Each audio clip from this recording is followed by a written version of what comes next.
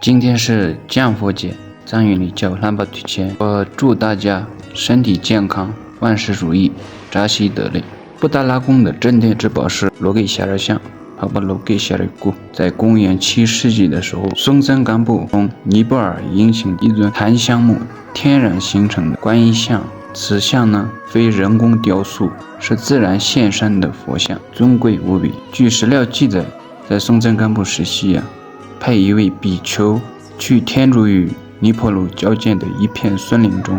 这个比丘呢发现了一个发光的一棵白毡檀树。当比丘割这个树的时候，这个树呢会说话，说还许割之。然后当比丘割下的时候，发现了树心内有4尊天然生成的佛像，其一圣伽玛里供奉于尼泊鲁今天的尼泊尔加德满都，其二圣供奉于天竺与尼泊鲁的交界处，其三圣乌迪供奉于吉冲今西藏吉隆县，其四圣罗给夏尔像供奉于今天的布达拉宫之中。五世达赖喇嘛灵塔在藏语里叫咱们祖建，意为南赡部洲的唯一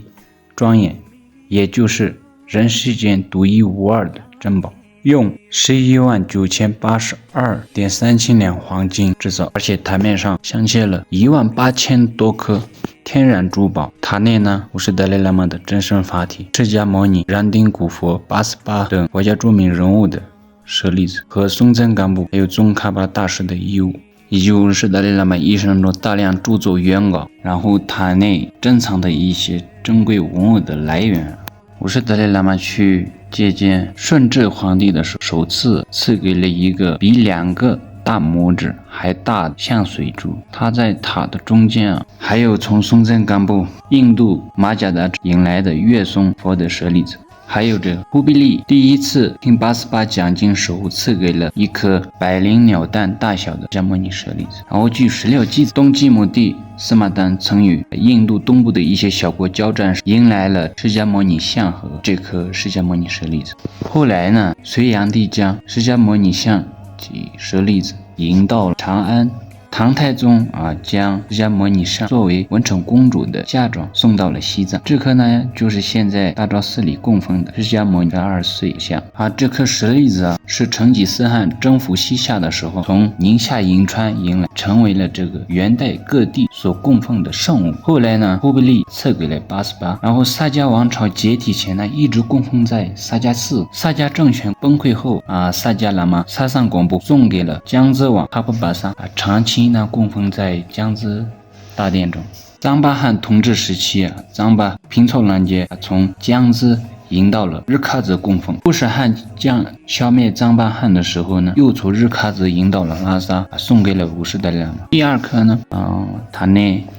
还有一个释迦牟尼大拇指的舍利。据史料记载，这颗呢莲花生来西藏的时候从印度带来的，然后呢埋在冈德国地方。后来呢哲布乌坚巴润钦贝挖出献给了88转给康坚巴滚加白，康坚巴滚加白送给了扬州万户长，供奉在朗喀则。后来呢供奉在布达拉宫。还有第3个呢，塔内呢还有一座藏有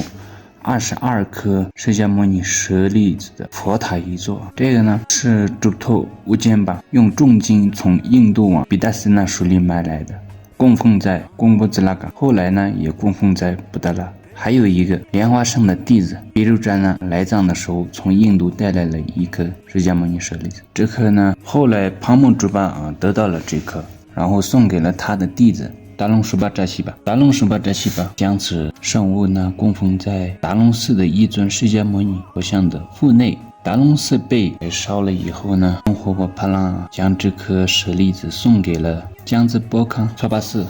后来呢，五世达赖喇嘛得到了